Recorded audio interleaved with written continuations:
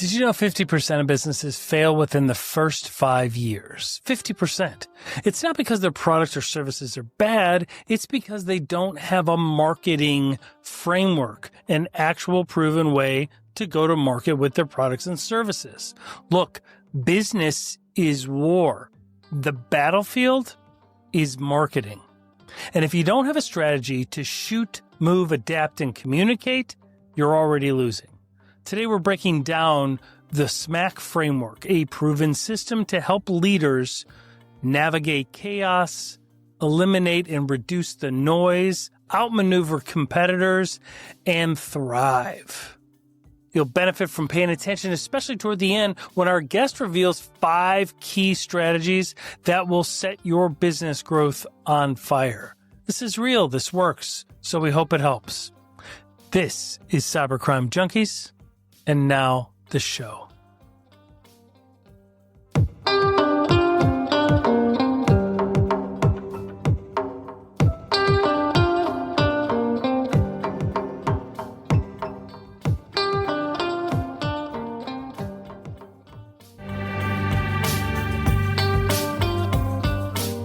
Catch us on YouTube, follow us on LinkedIn, and dive deeper at cybercrimejunkies.com.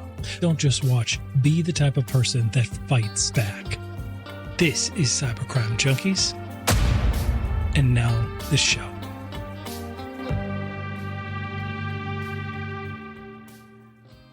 All right, welcome everybody. I'm your host, David Mauro, and in the studio today is my fantastic co-host, Zach Moskow. Zach, how are you, sir? Doing great, David. Thanks for having me. Excellent. No, we're very excited about today's guest.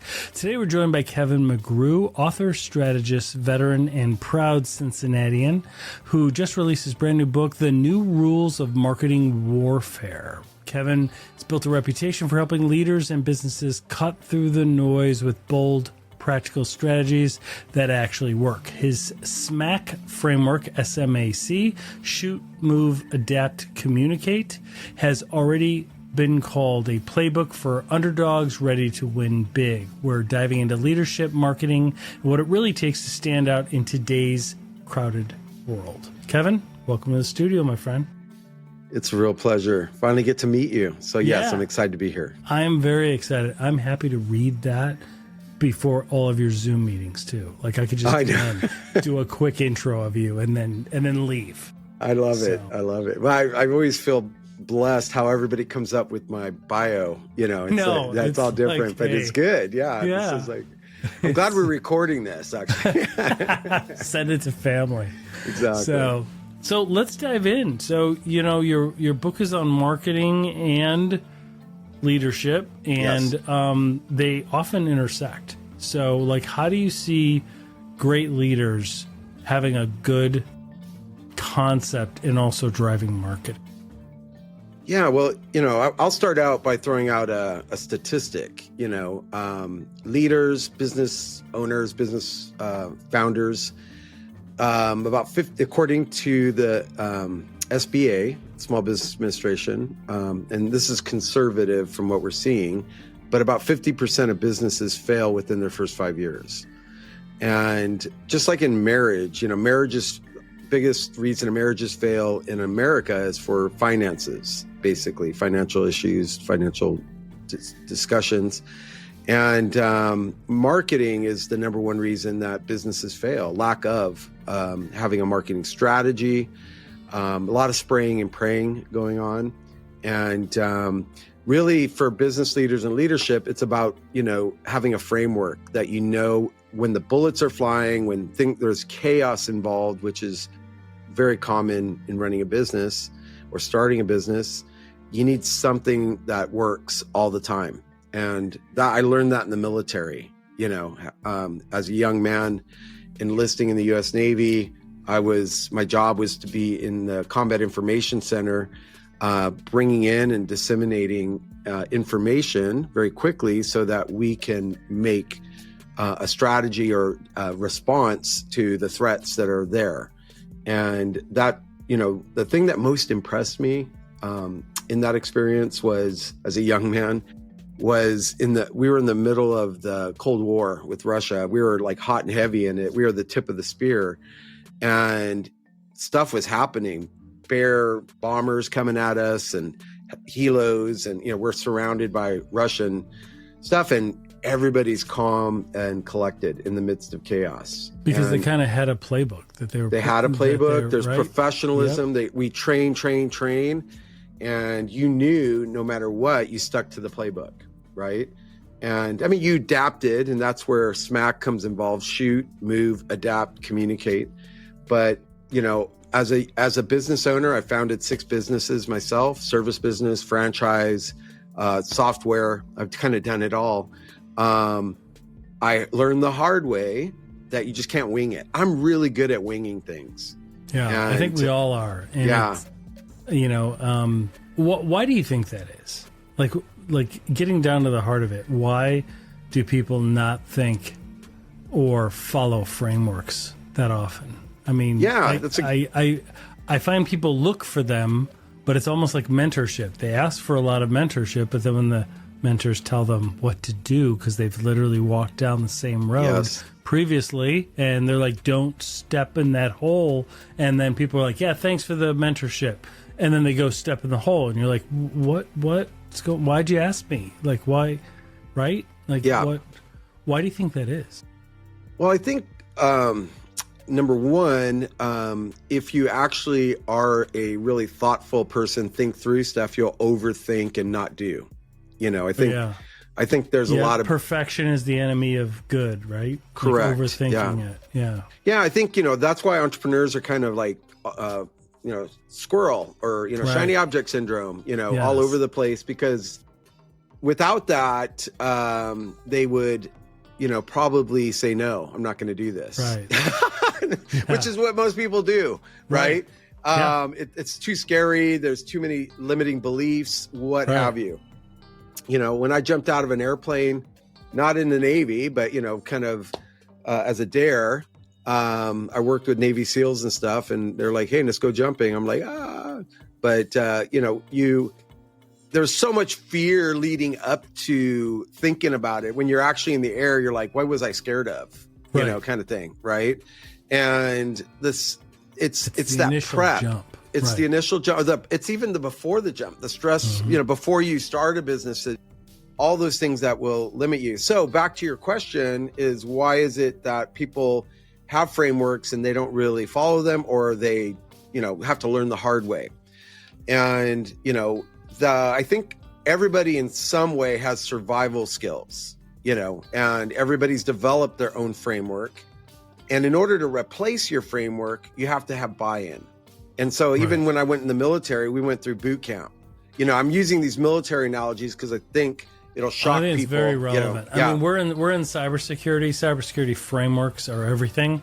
That's what we do. Every vertical has one, and if not, lawyers will make you have one. And so everybody has one, whether you know it or not. And then just addressing them, and it stems right from the military. Especially because cybersecurity is kind of a matter of national security, right? So that's kind of what it's all about. And you need a way to say, where did it break? When there is a breach, right? Yep. You need to say, we followed the framework. Where did it break? So we can fix that, right? That's exactly right. Yeah. And so that's what, I agree with you. I think a lot of people that are taking risks out there, they go from their gut instincts, and it's, it needs to you need a wake up call, I call it, basically is you need something that says, I can't do this myself, kind of thing. And sometimes it's too late.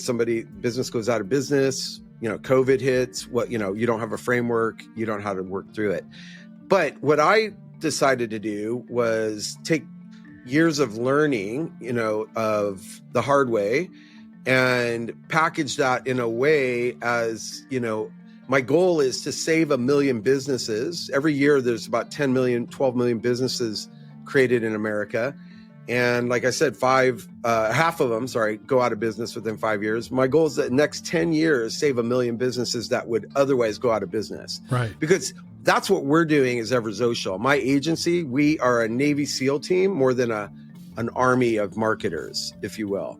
Our clients are hitting a wall usually. They're tapping out to what their skill set can take them to, and they're saying, let's bring in the guys that know what they're doing.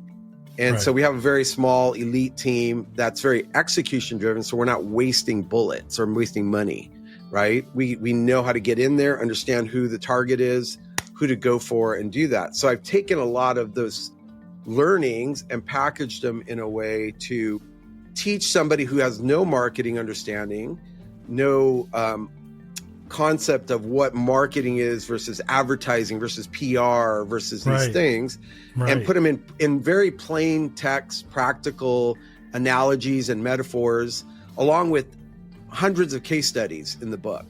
So it's kind of like this bakery, when COVID hit, found a way to, they had to shut down their retail. They found a way to adapt online and turn it into e-commerce. They turned it into e-commerce, right? And they made a lot more money. There was Magnolia Bakery, went out of New York. Everybody loved their stuff, but nobody could go to it. So they went online and they were making instantly $10 million a year, from a $2 million a year enterprise.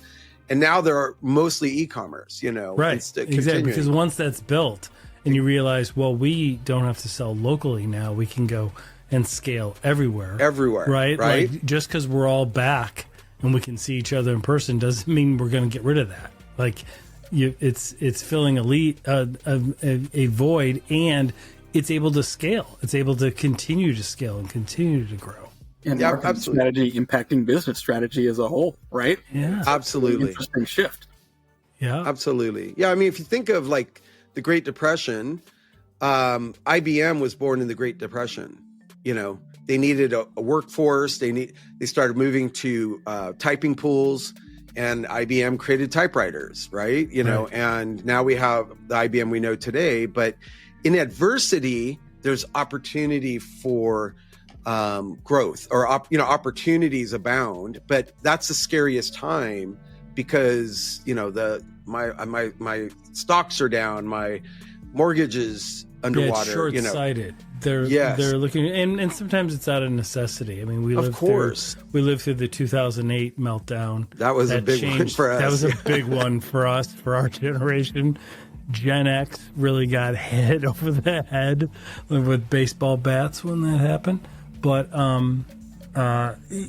so many organizations adapted during that time, and then COVID hit. hit, and then you saw them. Yeah, well, we saw that. We've seen stories like that. We've seen stories like Toys R Us and how they got bought out, got leveraged with debt, but also like how they struggled to. Same thing with Kodak, how they struggled to adapt in the changes. Blockbuster and Netflix, right? Yeah. I mean, there's tons of stories that I could go through, but the biggest thing I would say is, until you have a mindset that, if as a business owner, business leader, business is war, right? Marketing is 100%. The battlefield, and most people are going into this battle blindfolded and smoking hopium. They're just hoping what they try is going to work. If I build it, they will come. We've heard that from Field of Dreams, right? Yes. And a lot of people go, hey, this is good. People will like it. I like it. It should work. Unfortunately, things are moving way too fast. Marketing changes every day now. AI is disrupting everything. And so you need something that's solid through all the changes. And that's a framework. Yeah. Stay with us. We'll be right back. Most business leaders have a fatal flaw which results in their growth being interrupted or stopped terminally.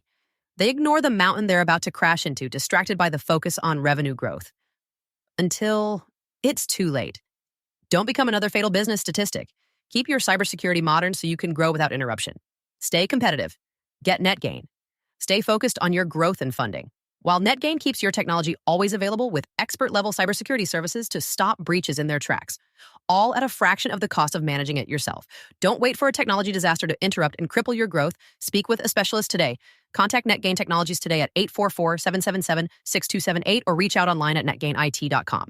That's 844-777-6278 and netgainit.com. Grow your business uninterrupted. Contact NetGain today. So tell us about what drove you to put pen to paper. Yeah, good question. I think COVID did. Okay. I originally started this about 20 years ago, believe it or not. It was more of a letter to my kids on how to survive. And it was more another book I started writing. This evolved into that, but it's called the FAW principle, FAW. And it stands for find an effing way. And that came from my dad, who is a Marine. And it was like, no excuses, Kevin. It takes just as much energy to form an excuse than it does to find a solution, right? Find a way. I can't mow the lawn, Dad. There's no gas for the lawnmower. Right. Thaw. Hang up the phone. Right. I knew my butt was in trouble if that lawn wasn't mowed some way. Right. Figure even if out if I did scissors and cut it, he just done. wanted to see the end result. And that's what we live in today with customers. Yes. Is I want the end result, right? I need protection, cybersecurity. I need to not worry about it. They're paying for peace of mind for you. That's what they're paying for. They're not paying for all the They don't want to get in the measures. weeds. Exactly right. Right? They don't want the weeds. They want to see a beautiful lawn. That's all they want to see is a beautiful lawn. That's so funny. That's amazing. I came up with the FIO, F-I-O, and my daughter, who's now grown adult, was like, I'll ask her something, and she was like, well, Dad, just FIO, just figure it out. And I'm like, figure it out. Wow, right? It's circling back. Can you not just help me with this? Like, you're like my granddaughter went to kindergarten this week, and she was really scared, and I said, you're going to faw, baby. You're going to faw. And she came back to me. She goes, Papa, I fawed. That's great. And even the grandkids are now saying, my kids teach them, teaching their kids. And so it's just a mindset to say, we have this whole thing of, I had a t-shirt that said, have you Googled it yet? Because everybody thought I was Google. My wife's like, how do you fix the printer? Hey, look at my t-shirt. Right. Yeah. Right. Now it's have you AI, ChatGPT. It does a better job. It really does a better job. So I didn't think I'd live in a world where better than even Googling things. Oh, I know. I know. AI is really. Our grandkids are going to look at us and say, you used to search for stuff, and used to click on blue links. When we were your age, we didn't have Google. We had to go and figure it out. We had to exactly. It's so amazing. World Book Encyclopedia, Say the public library. Exactly. Yeah, exactly. Well, and I just remember the timeline. I don't know this. And there was a 2-week period until I found the answer. And I'm like, oh, wow. And I'm like, that was 2 minutes. Now it's seconds. Now you figure it out. There's so much more.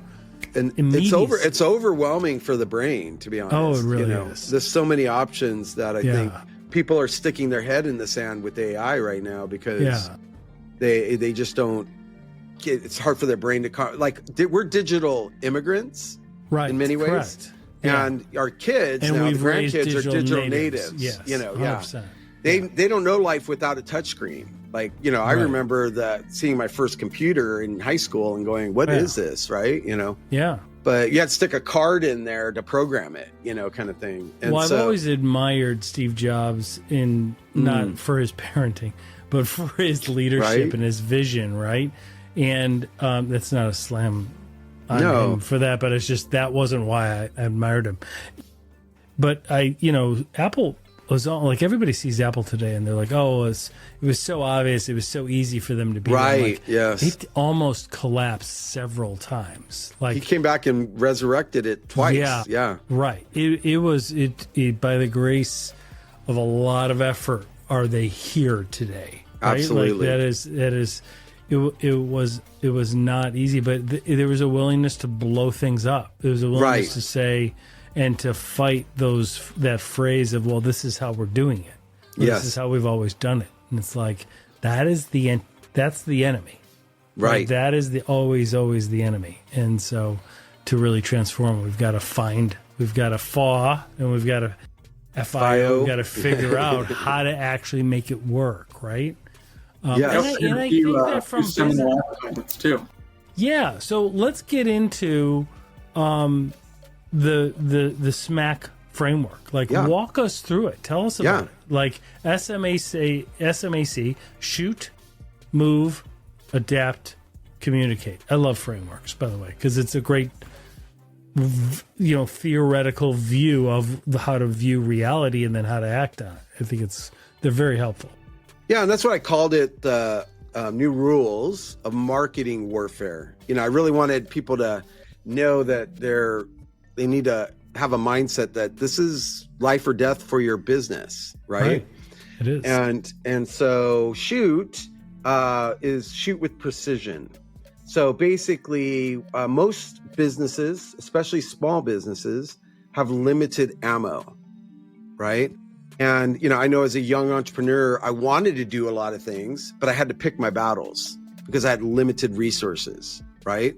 So the more, there's an old saying of measure twice, cut once, right? And the whole idea of shoot is to know who you're shooting at. A lot of people, you ask them, who's your ideal client persona or, audience, avatar, whatever you want to call it. They'll say anybody with a credit card, kind of thing. I get that a lot, right? But isn't that that's a big risk to organizations? You can't be everything to everyone. And I mean, I remember Simon Sinek talks about this in his TED Talks. He's like, we don't want to sell our products or services to everyone. We want to find people that believe what we believe, because those will be long-term. Exactly. You got to know the why. Why will people buy from me? Why will they stick with us? Why, all these things. And that's essentially what we're doing, is we're finding the why about your product, your service, your software, whatever it is, right? And so a lot of times when we come in, we're acting kind of like naval intelligence, if you will, and doing a lot of research. We understand that the threats, so we call them threat assessment. That's your competitors, right? Which is really good. And I love that it's like got a military tinge to it, because it really is. And people need to take it as seriously as that. Yeah, and that's why I wrote it with that flavor, because there's a lot of marketing books out there, and a lot of them say, find your audience, and do these things, but people skip over that because they don't realize that I'll come back to that. It's really a lot of work. I got to think that through, kind of thing. And so we put in the book, we tell you these theories, but then we give you the exact tools in paper, but it's also digital. But, we break it down with a little worksheet you can work on right there and do it. Just come up with one, have a small victory, right? And so it's a little worksheet on how to come up with your ideal client persona, for example. And we give you a lot of analogies and metaphors, but also case studies. Here's a business that they did. As soon as they did that, here's what happened. Right. So that way you can show them the practical effects of executing on the framework. Like, they're highly motivated at that time to do the work. Right. That's the hardest part. Like that, when you asked me that question at the beginning, is why do we go to mentors and not follow their instructions? It's because we're not yet motivated we haven't burned our fingers yet. We haven't messed up, yet. But we want that. We want the easy button, the Staples easy button, right? Yeah. So that's what shoot is. Shoot is knowing who you're shooting at. If you think of it, again, like through let's say you're looking for a target through binoculars, and you're seeing a whole crowd of people, but you're looking for a particular avatar. You go, oh, there they are. Right. You can now put messages in front of them that's going to be highly effective, right? So we call it imagery, actually. When you think of like a radar scan or a scope on a rifle or something like that, or like a heat-seeking thing where everything's green and then you see it in red, and you're like, that's the target, right? Well, there the whole might be heat-seeking 20 businesses there, but the ones that really believe what we believe and that this service product would resonate with is the one in red right there. What really kind of triggered this for me as a young man inspired me to, when I started my businesses, was our technology compared to the Russians, right? When their tactics, and it was all about warfare. We would go up against each other all the time, but we wouldn't shoot. And their goal was to get their aircraft within 100 miles of us, And they knew at that point they could launch their missiles. They had longer range missiles than us, but they weren't accurate. So they'd have to shoot a lot of them. And then our strategy was to get within 50 miles of their ships, but we knew we only needed to shoot one and why hit. That is, right? Knowing cybersecurity and cybercrime the way I do, I have a theory of why that was the case in Russia, but that's for another podcast. Yeah. So that is basically, they don't have the technology to like zero in like we do with the Tomahawk missile, precision, right? And so they would just shoot. It's quantity versus quality. We're quality versus quantity. But that's what you have. You have limited resources. Shoot properly. So that's shoot. And then move is move with agility, right? Your strength as a small business is you're a fast attack submarine compared to an aircraft carrier. And you know this in corporate, the bigger the company, the more bureaucracy, the more layers, the more breach potential too, right? Absolutely. And so the flexibility of being small is you can move quickly. David on the battlefield with Goliath was told by King Saul to put on armor. If you're going to fight him, put on my armor. Here's my armor, right? He looked at the king and goes, King, I have not tested this in battle. Like I'm not going to go toe to toe with a giant with his strengths. I'm going to go with my strengths. I trained in battle, taking care of my father's sheep against lions, tigers, bears, wolves, you name it. I had one shot. If I missed, they take them out and me out. Right. So I had to be good. I had to do my 10,000 hours like Malcolm Gladwell talks about. Right. Right. Exactly. And so that's our strength. The ability to quickly move when we see opportunities, when we see don't get stuck trying to act like IBM, right? Know what your strengths are and lean into that. You know, Konica Minolta, when you worked there, that's a big company, but all covered, got a lot of contracts because you guys were very agile compared to a large competitor, right? Exactly. Hey, we're willing to do that. We'll try that. Hey, have we done that? No, we haven't done that, but we'll figure it out. You know, we'll FIO, right? And so that's gives you a competitive edge. So that's move, right? And that comes from the military, from SMC, it's called Shoot, Move, Communicate, Navy SEALs, Delta Force. When you're entering an urban environment, you have no base there, right? It's not traditional historical infantry where like, here's your line, everything here is you, that's their line, and then you're marching toward them. It's not like that. It's surrounded pockets everywhere. You got to constantly be on the move. You got to be constantly communicating with your team, with everybody, so that you don't shoot each other, so you can, coordinate. But that's what, I mean, it's so beautiful when you watch these movies of elite teams working together. They don't even talk. It's like, you go this way, it's remarkable. And that comes from practice, knowing and doing that SMAC framework, basically. And so I stole that from the military. I added adapt. So adapt is really adapt with knowledge, with information, right? We live in a world, as you know, in cybersecurity, it's all about data points, it's all about intel. Intel. And so I'm not going to send a small team of elite soldiers into a little village in Afghanistan without satellite imagery, knowing how many people they got there. What kind of equipment do they have to take with them? What kind of ammo? How are they going to get out after? Absolutely. All that. You need intel. We have Google Analytics. We got all this stuff, but most business owners don't know how to read that stuff, right? No, and I think that they get, here's what I've heard from them, is when it comes to marketing sometimes, they hear, well, we have these, these metrics, these marketing metrics, and some of them will show, oh, well, we had this number of people, look at something or view something or click on something or do whatever. And those are metrics. Those are meaningful. But they didn't necessarily result in sales. And so you have to be able to adapt that process until you hit the combination where it's resulting in sales. It's just like a safe. You got to kind of go till you hear the click, right? And then you click, go the other way. Yeah, 100%. And that's what I teach. That's what I teach. When they get it, when they get SMAC, when they get the concept of SMAC, they go, click, I get it. And now it becomes easy. I mean, you can do this in recruiting. You can do this in anything. Is if I'm going to recruit somebody, I got to know their job description. What am I looking for? So when I see them, I go, yes, that's them. Right. Right. I got to move quickly. I got to be ready to move because someone else is going to get them. The good ones go quickly. Right. I need to adapt. If they come back with a counter offer, they have some, I got to be able to adapt for my strategy quickly to be able to capture them. And then I got to be able to communicate effectively. That's C.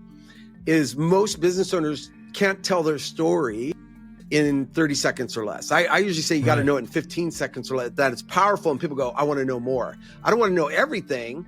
I want to know more. Right. And so, we use IDA. We teach IDA in there. I don't know if you've heard of IDA, but walk us through that. Another framework. I remember it before, but I haven't conceptualized it for a while. So walk us through. Yeah, it's called awareness, interest, desire, action. It's a funnel, essentially, of a learning funnel, right? Yeah. I'm going to go reverse it. To have a desire, take action, buy something, set up an appointment, whatever it is. I need to have a desire, right? And if I don't have a desire, it's probably because I'm not interested. And if I'm not interested, it's probably because I'm not aware. A lot of times we're putting out Google ads for somebody, for something, trying to sell it, and they've learned somewhere else. They became aware maybe of the problem somewhere else. They became interested because their friend had it or whatever. They have a desire maybe, but we expect them to take action at the bottom of the funnel when they haven't really been through our funnel. Yeah, there's a lot. That's a really good point because there's a lot of assumptions made. You see people going, well, you want marketing? Well, we'll just do some ads. These look good. These look good. These sound good to us, right? They should work. Put it out there. They should work. And they put it out there, and then they give you metrics like, well, there's a number of views, and this number of people clicked on it. Yeah, but they're not buying it because you didn't educate up front. You didn't build the awareness. You didn't build the desire. You didn't you didn't lead them down the path. Right. To create that desire. You have to do it at each stage to build that know, like, and trust. Yeah. Right? Because I can know you, like I can know I need cybersecurity, right? And I know you, like people buy from people. Right. 100%. They don't buy from logos anymore. I mean, people will once you're an established brand and stuff, nobody gets fired from buying or hiring IBM, concept, right? That's exactly but most businesses aren't IBM, so how do you do that? And most businesses, most smaller businesses, which is big business in the United States, right? Small business 99% of businesses. Employs most of us, right? Exactly. And really, they don't need necessarily IBM. Like they need to do enough to make it effective for them, right? They want IBM Lite. Nothing against IBM. They don't might need IBM Lite or right? That's exactly right. Yeah, well, they most people go, it's kind of like Word for Windows. How many people have used all the features? And they say, I think it's 2% of we use less than 4% of what Word can do. What can do, right? Yeah. But we pay all this money for it because maybe one day we'll use it. That's kind of the logic. So you have to reverse engineer that and educate them going, you don't need that. You need this. And man, this guy knows what I need. He knows my problems. He's agitated them. He spoke them out loud. He really gets me, right? And now I'm interested. So tell me more about your solution. Okay, now I have a desire. I need more information. How much is it? Like, what's the commitment? Great. I'm ready to take action. Right. That's fantastic. So that's what we teach in the book. Another framework. There's all these frameworks that lead into traditional frameworks that you don't have to be an expert. You just follow the frameworks and you won't leave. It's kind of like a checklist in the Navy. I remember doing preventative maintenance. I didn't know how to fix a boiler, kind of thing, but I followed the instructions. I could tell if that valve was tightened enough. I could do this. I could do what was expected of me to make sure it doesn't blow up. But, you don't have to be an expert to do it. And so that's kind of the idea behind the book. It's a battle plan to create your own plan to go to market, right? And not die or business go out of business, right? And, for at least at the end of the day, you are identify, you are working at connecting those with the solutions, right? Yes. To those with the needs. And Correct. actually, and helping them recognize their needs. Because sometimes they know there's a problem, they don't know what the root cause is or what the issue is. And by getting there and having the right groups shoot at them, then they're able to learn that, become aware of it, and then act on it. It's very practical. It's a very practical approach. Well, you got to start crawl, walk, run, I always say. Right? A baby doesn't start running in the Olympics. They start by crawling and then crawling a little faster and then really crawling fast. And then they stand up and they're back to like stumbling, kind of thing. You have to go through those stages in business. And the book takes that into consideration. It's like boot camp. We don't expect anything from you. You just show up. We're going to shave your head. We're going to give you prison-like clothes that don't fit you because you're going to lose weight.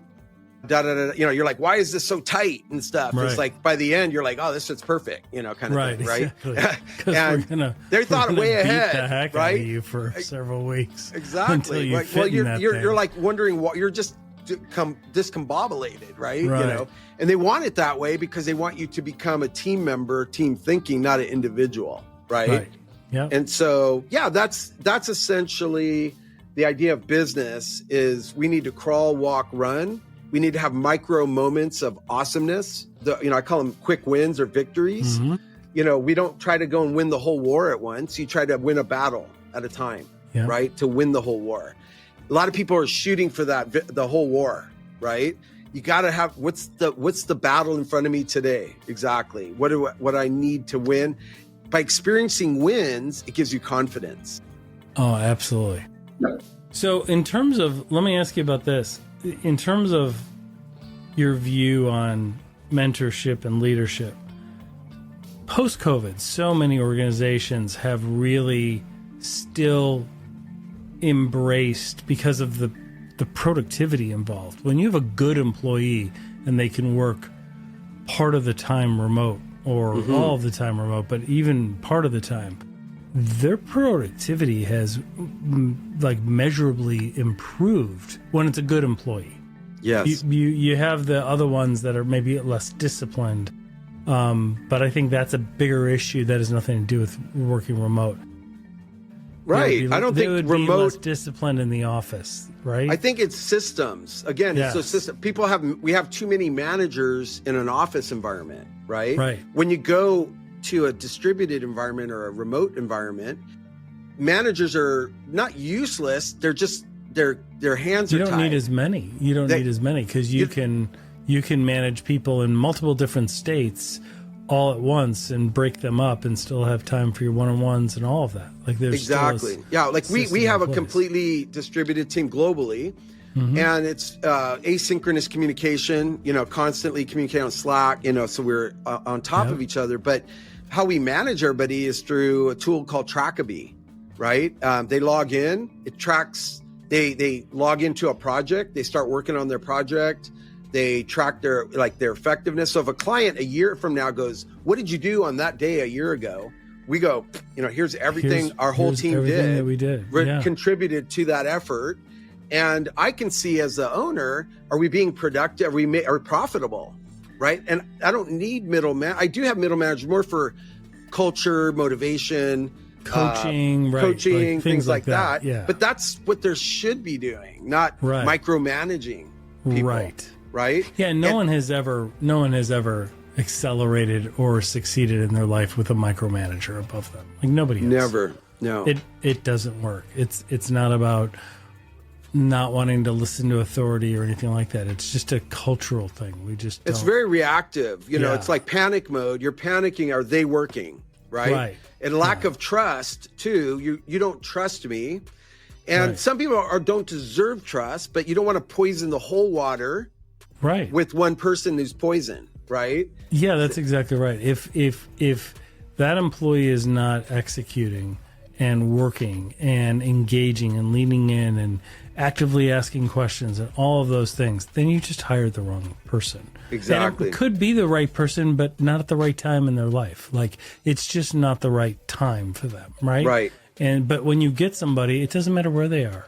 It doesn't matter where they are. They will be productive no matter what. And then to be able to leverage technology and allow them to manage people from multiple states and to do all that, it's so scalable, right? Because if we had to all be in the office 5 days a week like we were when we were younger starting out, right, it wasn't really scalable. Like you had to then open a different office. You had to physically go, and then with another manager, and then it was more of an expensive and restricted kind of. But it was scalable. Scale. It cost more, but it was scalable because you had redundancy or what have you there. Yes. But in today's world, you can't operate at that cost level and be competitive. Right. Correct. And so definitely the world is, if grandma can Zoom, this is what I tell people, if grandma knows how to Zoom, the world has changed, right?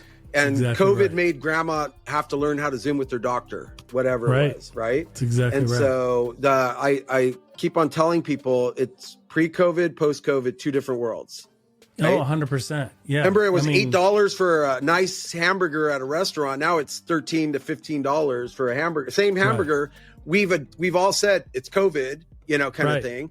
But that we took us a while to swallow that pill. A Starbucks costs more or whatever, Right. And so that's the world is changing. It's very global now. I have teams in Pakistan, in Argentina, in Moldova, in Eastern Europe. So, I'm finding the best people where they're at. And then we onboard them for culture. We put them through a boot camp. They go for 2 weeks through an orientation before they even start working. Right. That's great. So we don't just assume they know that they're the right fit culturally. Yeah, culturally, but Google Workspace. Do they everybody says they know Google Workspace or Microsoft Office? They don't, right? So we got to take them through Google Calendar, and you got to take a test and show me that you know, right? Because once you get through and you don't know, it gives me a flip switch to say, sorry, it's not working out, right? Yeah. But there's no excuses after that, right? I'm gonna give you 2 weeks. I'm gonna walk with you through it. Lots of training, but if you don't make it through there, you got to tap out. FIO, right? FIO, yeah, FIO. That's exactly right. Yeah. So tell us a little bit about as we wrap up here, AI. First, I want to end with kind of what's on your horizon. What do you have coming up? But also before that, just touch on how AI is affecting marketing from your lens, from what you're seeing. Well, it's definitely very disruptive. It's more... And I'm talking more generative AI, not necessarily I'm going to break... AI, but we don't even say AI to our customers because they don't really know what AI... It's a moving target. Right. So we have AI agent or agentic AI. Mm-hmm. We have... People didn't even know what that was a year ago. Right. So it's a moving target from a definition. So we don't use the word AI because in some people's mind, like when I say I love you, do you eros me? Or do you, this me? There's lots of different types of love, right? And so that's the problem is number one, AI is relative in people's mind, what they've experienced. And it's still new. It's the Wild Wild West, and we're in the hype stage, I call it. It's all a lot of hype. I can solve you can fire everybody and start your own business with one person. If you watch a TikTok video now, right? Yeah, I know. And you can build a whole website. You don't need anybody, and it's ready to go live. You push a button. It's not there yet. And so, it's definitely making things faster, and it's changing every day. But, I'll give you a practical lens, as you asked for it, is it's increasing productivity. It's taking a human and making them go faster. So I use the analogy of AI as a Ferrari, and you're a Honda Accord driver. You need to learn how to drive a Ferrari. Good. You don't want to crush the clutch and grind the gears and everything. You got to be really good. Or an F1 driver. Look at it that way. Right. It's a very specialized car. You just can't get in there and go, I'm going to go for a joyride, right? You got to learn how to be an F1 driver. And so you need to know how to drive it, or it will drive you, right? Now, again, we're an AI immigrants right now. Everybody's an immigrant, not a native. Right. And there is no such thing as a native right now because everything new is coming out, and we're all learning together. Not all, not everybody, but from the research I've shown, I think it's about 84% of people have played with it, but that's it. They don't really, they put something, it's like the old punch cards. You put it in, it did something, and wow, that was cool, but write a funny joke for me, right? Yeah, right. Or write a song for my wife. It's our anniversary, whatever it is, right? But we just don't know. Our brains don't know what fully is in our hands to how to utilize it. Absolutely. And so before, you'd have to prompt. If you weren't prompting it 3 layers deep, like tell me more. That's not good enough. I want more. You weren't getting a good answer. But a lot of people get stuck. That's a great answer because it was so quick, right? So, and long I think story people short, are getting better at prompting. They're getting prompt better engineering, we at call it. Yeah. I at least I'm speaking from my own experience. Like, I think a lot of people that I know have they've learned to just explain the context first and then get to this specific question. Yeah, my teaching is the 5 W's. Basically, who, what, where, why, when. Right. Yep. If you can explain, and people remember that. If I go context, job, role, all the things they forget real quick, right? Even if I made an acronym for it, because it's not in their contextual building in a sense, but who, what, where, why, when. Who are you? Who are you? What are you supposed to do? Why are you doing it? When do I need this by, or when should it solve this problem? And how are you going to do it? Tell me how you did it, how you thought of that. Because just to get a magic output, you have no idea if that's good or not, kind of thing, right? Give me a cybersecurity plan for this large it'll do it. But if you don't know cybersecurity, you don't know if it's a good plan or not. It might be revolutionary, but you wouldn't know unless you're an engineer. Exactly right. But it still needs humans. So I use the Iron Man analogy. Where we're at is basically human enabled AI is where it's most effective. Absolutely. When you just trust AI, a part of your brain goes away. You're not using a part of your brain anymore. You're just putting in data and pulling out. And I can get a task monkey to do that. It's right. Blunt. It's totally and we have, N8N, all these automations will do that for you and get you what you need. Right. But the MIT just came out with the report, and they're showing that if high usage of AI, generative AI, is shrinking this part of the brain, this certain part of the brain in the critical thinking. Right. Because we're letting the critical. I saw that report, like the brain scans. Right. And how they're not being used. And to me, I just think then they're not necessarily using it right.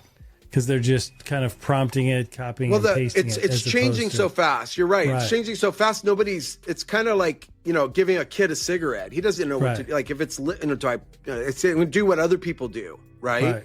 And so, it's the who, what, where, why, when. It's also the where we're at in marketing is very disruptive. It's causing a lot of people to question if I need to do marketing or certain parts of marketing, like SEO. You see, SEO is dead, right? Right. It's GEO now, or AI SEO, or all these things, but we're not there yet. It's changing. No. Like, I keep on telling people, like, we do optimize for AI because AI sends out their own crawlers, for example. Right. Correct. Right.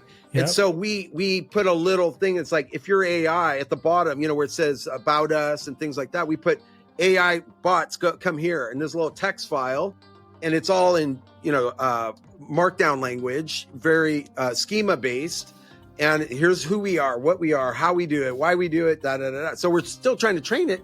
But you know what? As soon as this new Shopify API goes out, I don't have to do that for all my products anymore because API is going to talk to all the LLMs.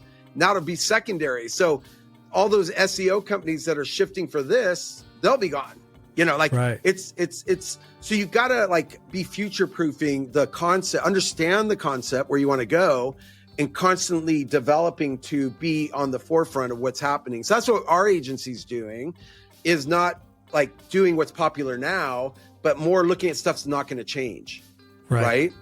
And and making sure, again, very similar to cybersecurity, making sure the fundamentals are done.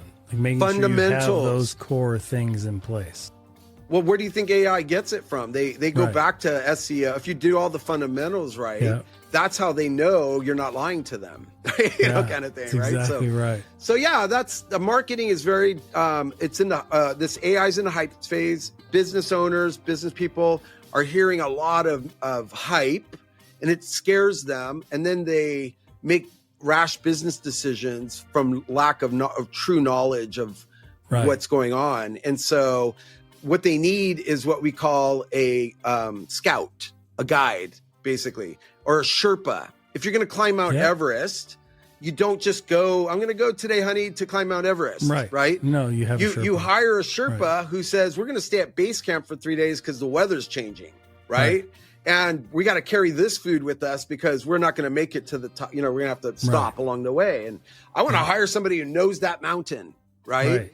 So, you know, you got to hire a cybersecurity firm because it's changing so fast to know what's real, what's not real, right? Same with on our end with marketing agencies is you want people that aren't specialized anymore. Like a SEO agency is great, but they're not looking out for you from the holistic perspective. Holistic approach, right? And so you need a guide, is what I'm saying. Somebody who really understands AI, where it's at, and how to implement it. Like we're rolling at Crawl, Walk, Run. We're implementing chatbots for everybody, for all our clients, whether they have a team of customer service or don't have nothing. We're actually getting like we have a bookstore, an online bookstore. We didn't have a phone number to call. We put in a phone number. We got AI, trained it, highly trained it. And now you can call and you're talking to an AI, and it says it's AI, but it answers 92% of the questions accurately that people have. You know, and it actually suggests, which is better than what they had before, because before they couldn't even get the questions because it was too costly to hire somebody that had all that knowledge about all the books and their categories and everything, right? So this also will send. Can I get your? I see you call from this number. Can I text you and I'll give you a deal? I'll give you 10% off if you click that link, right? So now it's a sales agent, you know, that's and as really well. Good. And so that's where we're going with AI. We have a sod farm, you know, sell sod. You buy it once every 10 years, maybe. Of course. And their sales are up at 49% because 80% of their people that were coming after hours couldn't get a hold of somebody because they don't know how to buy sod. What kind of sod do I buy? I got shade in my yard, you know, and they wouldn't read the FAQs. Everybody's lazy now, right? And so we have a button on that says speak to Luke, you know, our AI, they can literally push the button and talk through the computer to the AI and say, you know, hey, where's your zip code? Where are you located? Let me see. I'll see if we deliver there. Okay, great. We deliver. We have 2 options for you in that area. You know, St. Augustine or Quality Turf. You know, tell me a little bit about your size of your yard and you're near the beach. You do better with St. Augustine. That's $1 a square foot.